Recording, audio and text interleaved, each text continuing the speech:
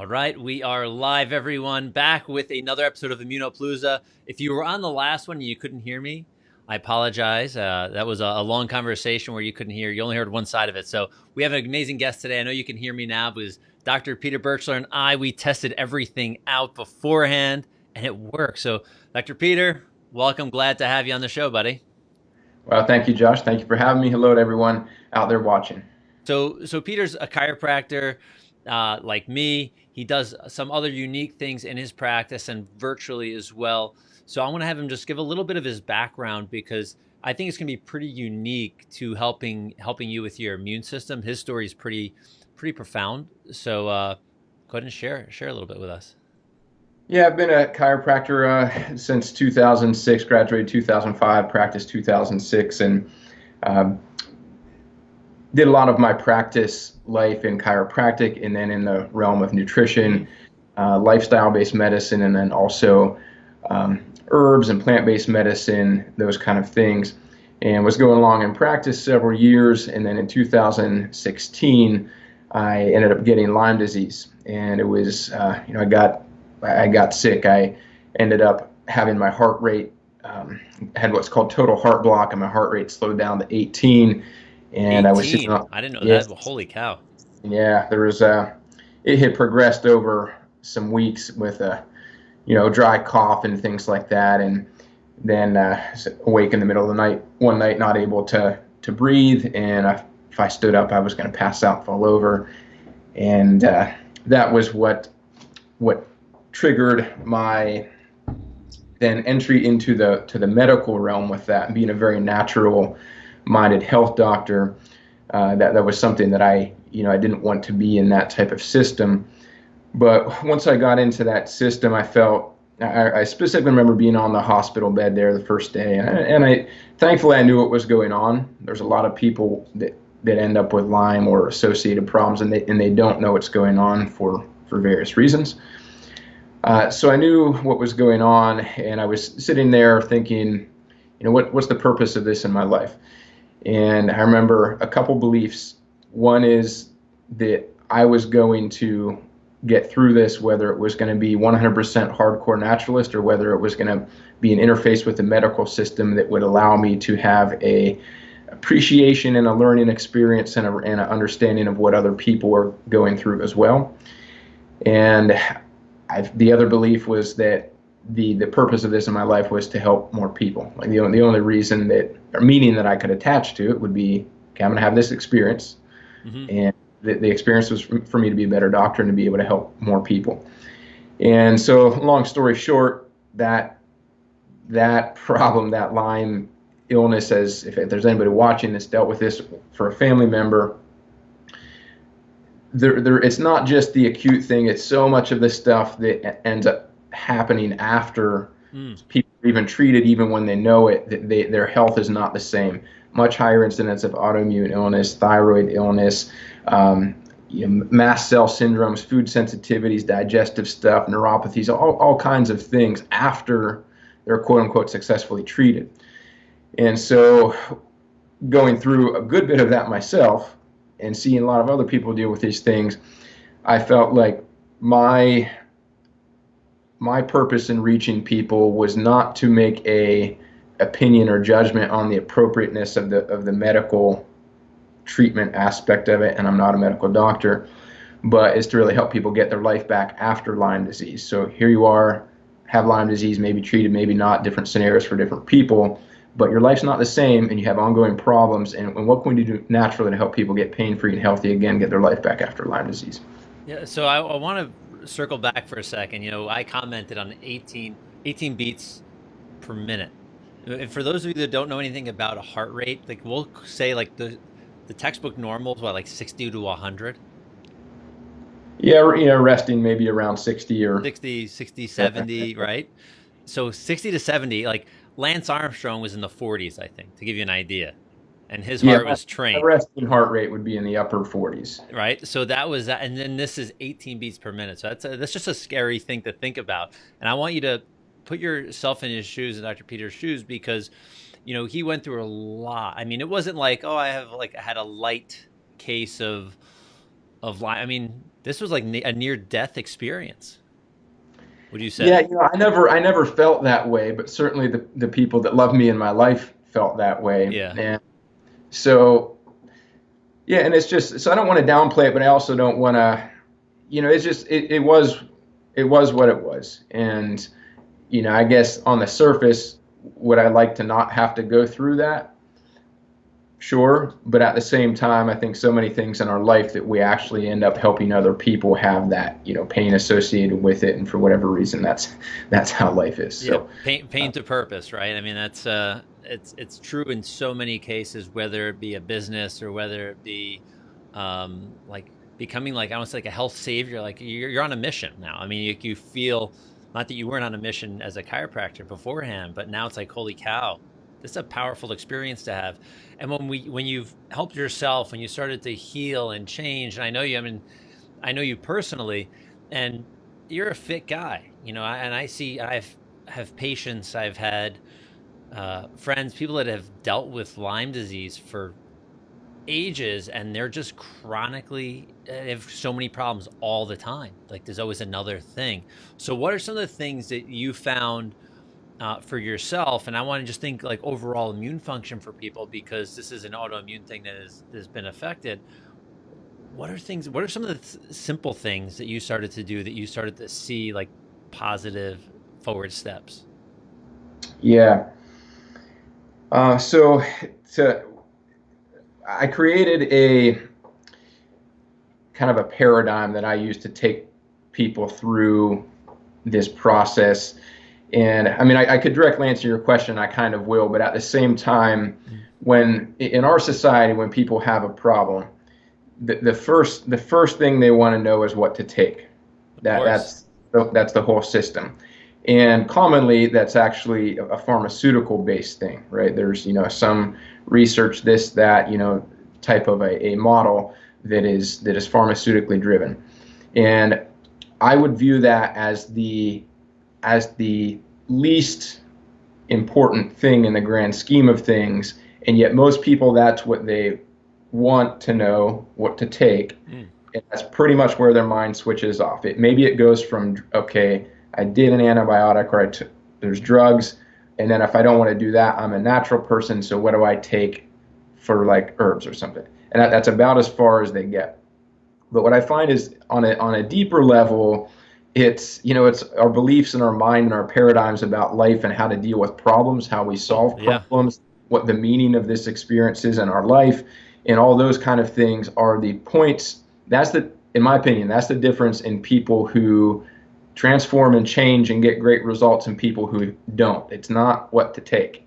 It's certain key belief Mm. level issues at play that are the sticking point, I guess. But certainly in the middle of that and what to take, there are lifestyle-based things, and I call that lifestyle-based medicine. Of course, your lifestyle doctor, but I say things that work for everybody every time. Does that mean it's going to cure every problem in the world? No, but from a baby to an old person, if you have better nutrition, it works for everybody every time. If you have better fitness, it works for everybody every time. Does that mean it's necessarily going to produce all the results and make your dreams come true for everything? No, you know what I mean. And then beyond that, then there is the realm of plant-based medicine. I think that's really maybe what you're asking to some extent Yeah, I'm here. asking overall. I mean, I want to know because you mentioned the most important thing right off the bat is the headspace that you put yourself in when you find out, right? Or even before you have found out. Like if you're have a vitalistic mindset and you're not looking like mechanically at everything, like we'll say like going for like a medicine or a drug or like what's the right herb I need to take for the problem. Like you take that step back, that Yeah, 50,000 foot view. let me give you an example of that. So if we were to say, and let's use Lyme disease since that's my reference frame for to some extent for this conversation. So let's say somebody has Lyme disease and they're aware of that and they take an antibiotic and they get treated for Lyme, and then lo and behold, months or a year down the road, they have a massive health problem, return of symptoms, and those kind of things. That surface experience is a fact. something hurts, something's whatever, like they're having an experience, and that's relatively factual. Now, why that's happening is largely a an explanatory rationalization in our mind of what is causing that. And so a lot of people may say, well, my Lyme is back, or they may think, oh, there's still bacteria in there, so I need to take another round of antibiotics. So you get down in their problem, their paradigm, and the way they're solving problems is that there's this bad thing, the bacteria, and it's there and it's causing the problem. And so then the solution is I need to take more antibiotics, right? But that's a belief level thing. That's their belief, and it may or may not be accurate. It may or may not be because there's bacteria there.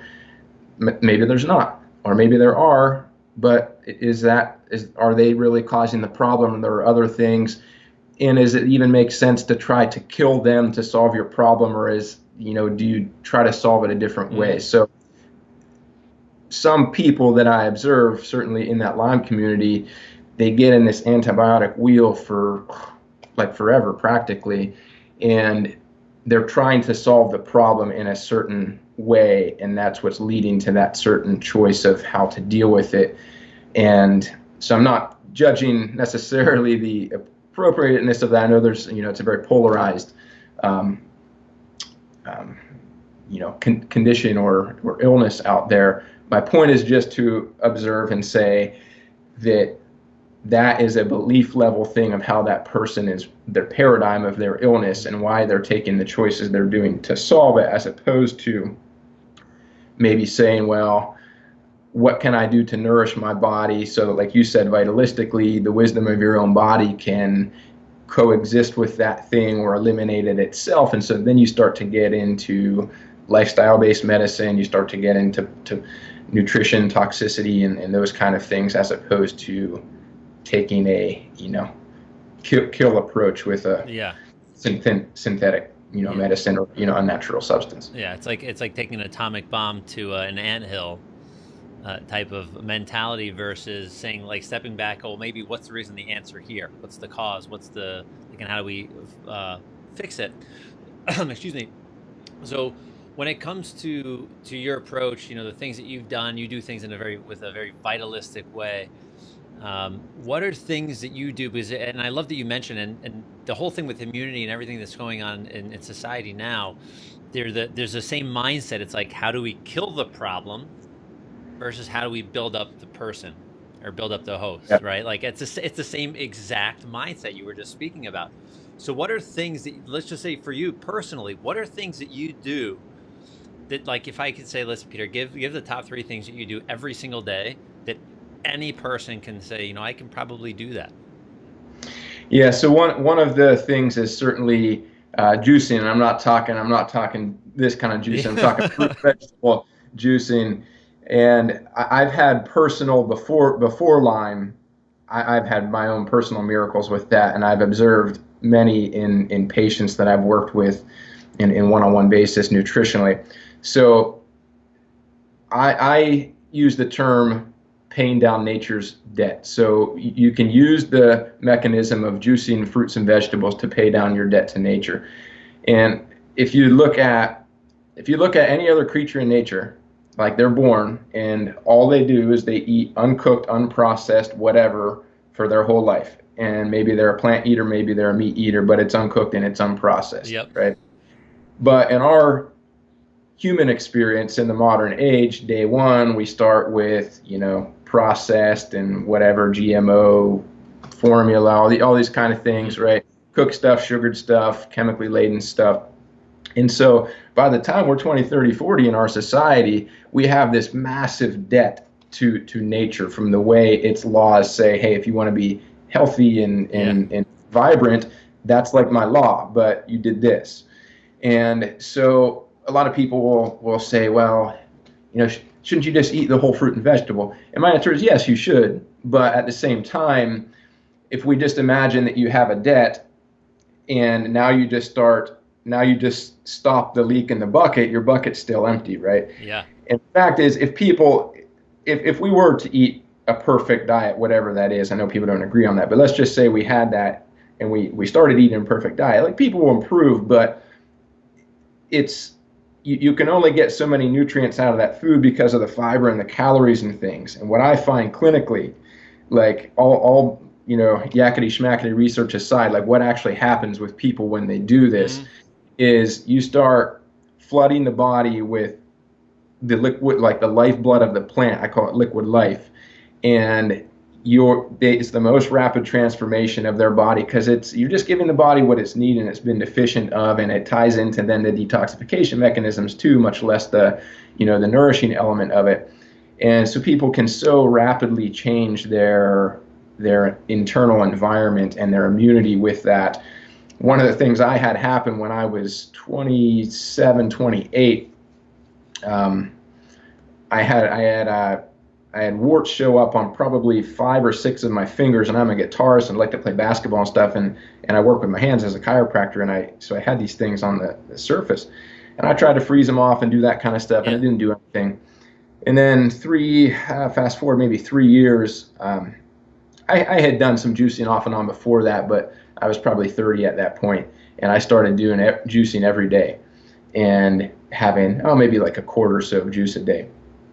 And within less than 2 months, every single one of those warts just disappeared. Like, they just gone, no trace of them. And I also had a plantar's wart on my foot that I had since college, and in that same time, it totally went away. And that was the thing to go for me. Wow, like, if this stuff, which in our modern brain we would say, hey, that's a virus, right? And so the immune system, and if it could suppress that, what could juicing do for my likelihood of having cancer, other illnesses, things like that on the immune level?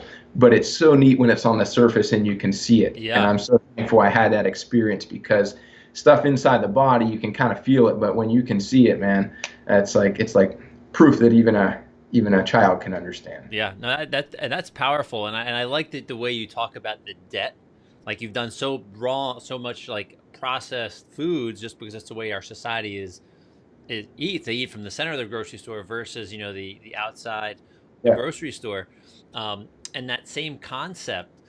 I've had conversations with like meditation experts, and what they say, it's like, you start meditating at 30 or 40 or 50 years old, but you've had that many years of stress in your life, you may not have that profound experience in that next week. You're just like, you have to do the work. You have to, like, you're de-stressing decades of life. And I love that. That's such a really neat concept. So juicing has been powerful enough, and we know that's been proven with all those phytonutrients to increase your body's overall function, right? We can just say that. I know you get adjusted as a chiropractor. We've spoken to many chiropractors on this show. We know the nervous system power, like that's tuning that up. So I think that's like the top of the tier, and then you start to juice, and then what are other things you add in lifestyle? Yeah.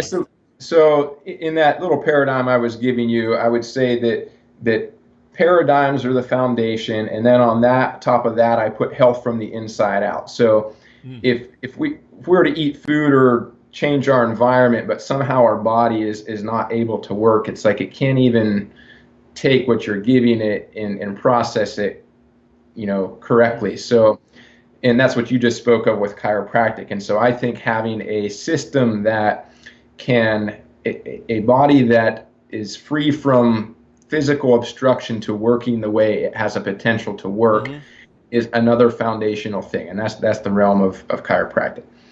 Then the step above that I call lifestyle medicine, stuff that works every time. You're going to eat every day. We know our environment and how we live, food, fitness, all these kind of things impact our health. Then above that, I would say, well, looking at plants and things as medicine, as opposed to maybe that foundation of food and lifestyle, you're looking at things to say, this isn't necessarily something I would do all the time, but you're using the environment as a medicinal approach, more of a treatment-based philosophy, but a natural one, right? And then above that would be I call it the lesser of two evils, which is there is a time and a place for drug-based medicine and surgery and those kind of things. They all have their time and their place, but unfortunately, I think we're trained or marketed into starting with that. Yeah, it's flip-flopped. Not even understanding anything, and that's like the least common or least important thing, especially for a chronic illness that's not an emergency, life threatening. That's not really the issue we're dealing Yeah. with in this conversation, you know. Yeah, and I think that that's powerful, and just like some examples, so people could think of something you may like a plant medicine that might be something you use. Like I take uh, medicinal mushrooms, like different types of mushrooms. Like I have in my coffee or tea in the morning. Sometimes I'll put lion's mane mushrooms. I know how powerful it is, and there are different things. What are some of like the plant medicines that some people may know? I mean, not that they need to start taking them for any reason, but just to give them an idea, like just so we can start the gears going to create these conversations with our tribe. Yeah, so one of the ones that's commonly used in the Lyme space would be astragalus. Some people may say astragalus, but astragalus, and so um, that can be taken as a preventative. But I don't like to get in. I'm not a cell biologist and a research guy, so I don't like to just say stuff that's not really in my wheelhouse. But to the extent that in modern science we kind of understand how that influences Yeah. the immune system, it it strengthens or increases the body's innate immune response, the Th1, like the intracellular microbe response, which would be very relevant to the whole Mm. viral corona, like intracellular type of Okay. response. So something from the environment, let's just call it a virus, gets inside the cell, Hmm. and our cell knows that something's up in there, and it puts little proteins on the outside to signal, help me, come get these guys, right? And then our body has its own cells, the policeman, the immune system, and it sees the bad ones, and it's cell to cell combat Mm. elimination kind of a thing. So astragalus helps that whole process, and that can be taken maybe as a preventative during the Lyme seasonal thing between April or May and then September, Mm. October. And that may be something that's very, very relevant to the whole corona and viral stuff, because it increases natural kill cell function in some of Mm. those cells that are involved in Okay. that So, cell mediated immunity. and that's great. I mean, just think, everybody, the power of the human body. I mean, so we all know how amazing it is, and I know we've said this over and over. I sound like a broken record, but doing things that are gonna beef up, or as you said, juice, right? Beef up our innate ability to heal and fight bad things. Like that's where the win is, and it's not maybe just. It's the food, it's the movement, it's the meditation, it's the chiropractic adjustments, it's all those things that when we start doing them on a regular basis, we don't necessarily need to have that worry all the time. It's like, oh, the invaders out there. You know what? Frankly, and you may be the same way. I'm sure you probably are. Like I went for a run today.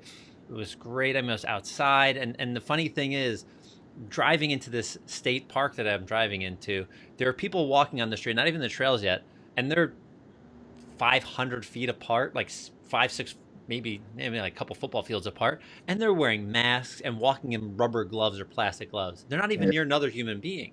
Like there's Yeah. that fear mentality, that worry, and then I'm on the trail running, and I'm passing people in their 70s, have to be 70s, maybe even older, no mask, no gloves, waving at me like just step a few inches away, let me run by. And I think they understand, like these type of people have this type of understanding that they know, listen, if I'm healthy, I'm doing the right things, I'm being in nature, I'm eating, it's okay. Like it's okay to be exposed to life, Yeah. not run away from it, right? Yeah, I'm so glad you said that. And again, that gets down to like the mind level, the paradigm that that person operates out of their life, and that's something I'm very grateful for at this time. Is that I have, you call it ignorant, call it stupid, people call it what they want, but I'm not afraid, right? I'm not afraid. I'm in my practice. I'm seeing people every day. I'm not afraid of the malevolent microbe, as I call it. Like there's stuff always there, and then I know there's stuff that humans interface with biology and bioweapons and stuff that goes wrong, and I understand that there might be some things that happen Yeah. that are unnatural and our body's not prepared to deal with. I think that's part of the issue with Lyme out there. I don't know about Corona, but at least we because of our mindset, our philosophy, our paradigm, we can go through life not afraid of this kind of thing. A lot of people are just they're in constant fear and anxiety right now. Yeah, it is. Something to see. Yeah, all right. It's definitely. And I love that you use paradigm because it's two different worlds, and I would encourage anybody that's listening, whether you see a chiropractor or not. I mean, if you go to a chiropractor that has this kind of philosophy, they may not teach you nutrition, but they're going to be able to point, right? They're going to be able to help you. They're going to say, great, Peter, I know you came in and now we're a wellness patient or a lifestyle patient. You know that food's good for you. Let's point you to the right person, or let's point you to if you have Lyme, let's point you to this program, Life After Lyme, so you can actually start to do this. And that's where the win starts to happen, because doing things for long periods of time, not only in times of crisis, is where like the brute strength of your health and your immune function comes from. It doesn't come from I started taking vitamin C yesterday because this thing showed up. Like it's good to do that, but that's not why you should do it, right? Yeah. Yeah. So I want to finish with a couple of things. So I know you do still juice. I mean, even on a regular basis. There we go. Okay, perfect. And I love that you're great right there. Okay, and I love that your jar says Atlas on it. Oh, nice. I didn't even know. Oh, very appropriate. Right. So what are some of your favorite, like if you're gonna make a blended, it was like fruits and veggies. If you're gonna make a blended juice, or a juice, not blended, but let's say I have a Vitamix, I don't have a juicer, or you are a juicer. What would be like your favorite flavors for like, All right, so phytonutrients? let me give you a fast but more in-depth answer to that. So one of the things that I really like that maybe modern science has given us is an understanding of the individual aspect of our GI system and microbiome and that whole. And again, I don't think we need to necessarily know any of that to make good decisions for our health, but I do think there is a tool that if we knew what foods were like really, really good for us, superfoods for us, and then we could condense those specific foods more frequently and use those in the juicer and those in the blender, that would be even better. And so one of the tests out there that I like to do is called Viome. Long story short, they do stuff at cost, so it's very, very accessible in terms of cost. They have, a unique technology, and there's other places that are good too. But for the public to be able to just have an affordable, accessible, and very, good test, it's out there. And so I do those tests, and I find that some of the things on there, the foods that are superfoods for me, match what I instinctually want, and have had very positive experiences with. For me, one being like cabbage, and so I'll juice cabbage and things. I'll juice lemons. So I like to have greens and then things like lemon or ginger. So I like grapefruit and those things too. They taste great, and that is one of my superfoods on my list from those tests. So I think you could come at it on a more kind of individualistic level if you do some of that testing. But on a general sense, I like to bring greens in. I like to bring the astringent fruits, like say lemon, grapefruit, something like that. Mm-hmm. And I like to do things like ginger, turmeric, some of those things that are more spicy medicinal root of things. I love to do celery and water, some of those crunchier non-leafy green vegetables and things as well. Lemon, ginger blast, those kind of things with the juicing. Yeah, so pretty much there's a whole variety, and the test that he mentioned is Viome, Viome. It's a really cool test, really interesting test. If you want to be very specific, that's a great way to start. A really, really great way to start. But if you're not capable to do it right away, you're more than likely. I mean, if you mix and you know what you put in your juice in one day, and let's say you feel like garbage, you got to find out what the problem was, right? And then you may mix another blend next day and feel like Superman or Wonder Woman or whatever it may be, and you're like, okay, there's probably something to it as well. So it may take some testing, but then if you do something like a Viome test. I've never had a patient or myself ever really feel, like. Well, maybe like we'll say like gassy or something that's just like unusual. The thing that I've seen is more like a heartburn, like something with that kind of a thing. But the majority of people that I've seen with chronic food sensitivity. They just can't eat anything and they feel terrible. Once they pull that fiber out and they just have the juice, a lot of those people feel the best they've ever felt in their life. And then they start to go back to food again and they start to have some troubles. And even when they're trying to eat, good real food. So I think juicing can be a tool for people that are having a lot of eye system upset as well. Yeah, so that would be probably like the number one immune takeaway is if you have access to a juicer, if you have one at home. I know there's so many different ones out there. I'm sure I don't really know any of the big brands. You can give a recommendation of what you use if you want, but I think a juicer is a great tool to have in your house. Or my wife and I, we have a Vitamix. It's just something we've been through so many different devices. That was just the easiest piece for us to get. I have that too, and I love this too. Yeah, and listen, I'm not selling either a brand, but I've done the juicing, I've done the Vitamix. For me, the simplicity it was with the Vitamix. But I know people I know so many people that do a combination of the two, and it's powerful because you're eating whole, real food. I mean, you're eating food. That's what you're doing, and getting a ton of nutrients in your system. Which do you know which one you use as far as the juicer? Just so we could share. Yeah, the one I have now is a Huron, so it's an auger style, not a centrifugal, but it's a single large auger. So and I like that one. It's we call like a cold press type of juicer.